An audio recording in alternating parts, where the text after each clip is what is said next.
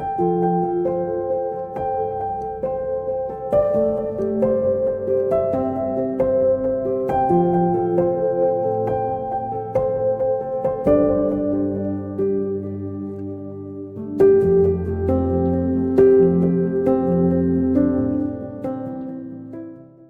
creo que es un día de sororidad, de visualización. Tenemos que estar ahí para acompañarlas, escucharlas, para ayudarlas, para no juzgarlas, nunca juzgarlas. És una feina en conjunt, però també volem donar veu i vot a aquelles dones que estan oprimides, que no tenen opcions de parlar, i demostrar-los, mitjançant el nostre exemple, de que se surt de la violència de gènere i que hi ha moltes mans que te poden ajudar, hi ha moltes institucions, i estem disposades totes a una, perquè si una només et salva, totes estem plegades.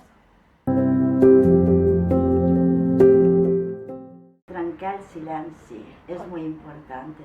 Uno muy importante es la información a las víctimas, la información, qué pueden hacer, dónde pueden acudir, qué medidas tienen a su alcance, como por ejemplo aquí el IRES o el Institut de la Dona, todas las ayudas que le van a servir a ella para evolucionar, salir de las llamas. Des del meu punt de vista, l'educació des de la infància, la formació, els recursos, les institucions que ens ajuden, perquè sense elles cap de nosaltres podria estar aquí. Información, educación, especialización en todos los ámbitos del Estado, en todas las mujeres y hombres posibles, en niños, en adultos, bueno, en toda la sociedad.